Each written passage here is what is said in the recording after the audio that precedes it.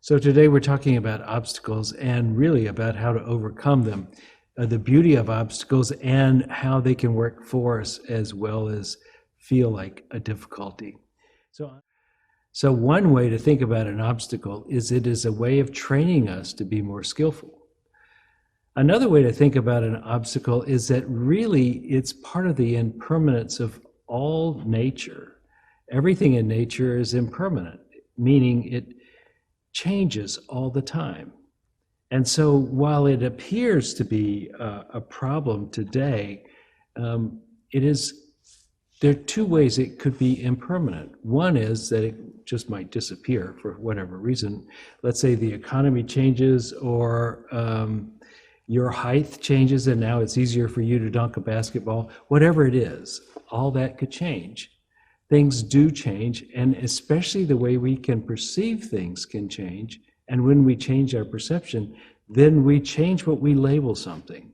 So what had been an obstacle becomes part of the challenge. There have been times in their lives when those things which were a problem for them made them stronger, or blocked them from doing the wrong thing, a minor thing, so that they could go do a major thing, or force them to grow in a certain way so that they could overcome that obstacle and others like that in the future. Meditate, as Anna was saying, to actually spend time going into the quiet so that we can feel, know, beyond the conscious thinking mind, but to go into knowing your depth. And we touch into something that goes, this is the part that is not impermanent. This is the real, as it's often called in the East. This is the real.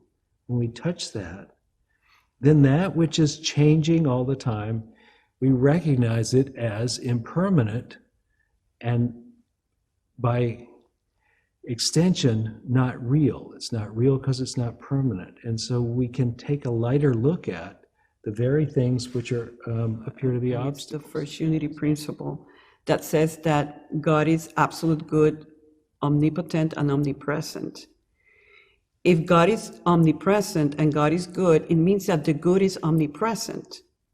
So even if I cannot see it, even if my level of consciousness just allows me to see something else, I can bring back that principle and say, even though my eyes cannot see the good here, by principle, I know the good is here, and I just affirm that I may open to see it, that I may open to trust, that I may open to get the guidance, to let that good unfold. You can spend more time in meditation, have more time to actually program your mind to see things differently, which is a great deal of what writing that letter was about. Was changing the perspective, yeah. And then connect on the invisible level with your obstacle or your adversary, and bring a sense of heart and love to it.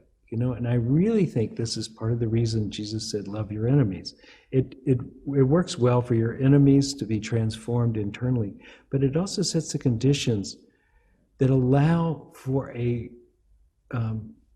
healing, I guess is the word, of bringing two parties which are not on the same page into this alignment.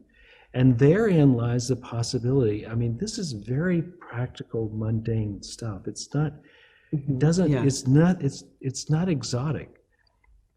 To meet your challenges through prayer and meditation, and to have the faith, which is really just the realization that it's always worked out somewhere. Yeah. To believe that it will work out puts us in the condition of taking the chance, like you did with the buyer, to engage as a human being, as an honest person, as a caring person, not from fear, but from something mutual. And that allows many things to happen. Being part of a community is being a thread in the fabric of success. That you can, when you meet an obstacle and you don't know how to deal with it, often there's someone who can help you. Mm-hmm. And not feeling like you're all alone is one of the benefits of being in spiritual community. Even if they can't do it for you, they can lend you faith when you might not have it. So I invite us to practice all these things, to recognize that